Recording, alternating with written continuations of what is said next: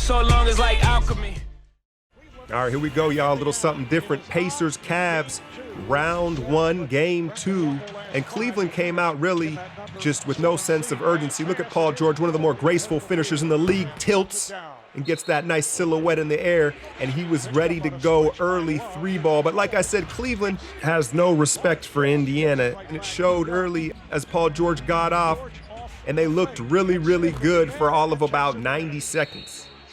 And I'm not going to lie, I haven't seen much of this Indiana team this year, but I question why they've struggled. I now know why they have underachieved. Here's Jeff Teague, who has adapted an old man's game really in the prime of his career. Very interesting. You see Kyrie, the nice floater in rhythm, floater pass that is from LeBron. And Kyrie, there's no doubt he has the full offensive repertoire. Look at him rock Paul George back on his heels and then splashes in his face.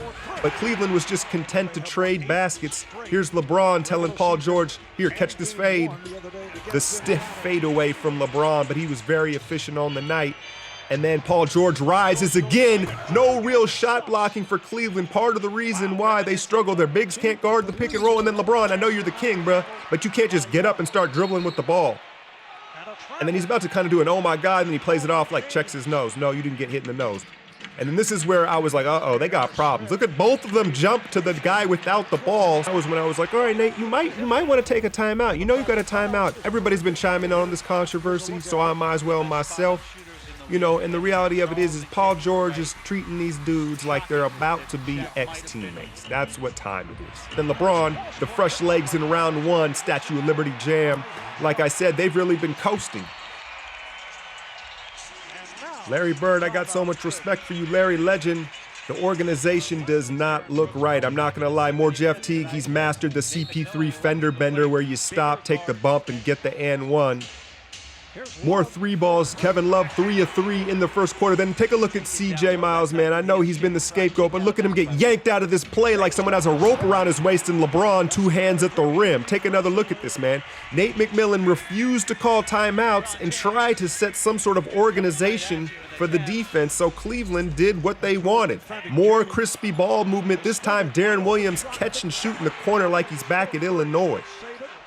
Here we go. Look at LeBron. This is what he does better than anybody I've ever seen in the game. The frozen rope weak side pass. He swings it to the weak side so accurately and so strongly the defense has no time to recover. In comes the 8th grader trying to give the Pacers some sort of life on the road.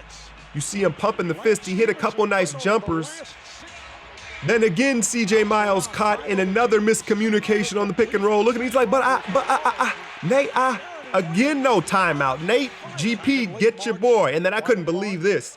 LeBron just learning to stagger his stance and line up his hip and elbow at the free throw line.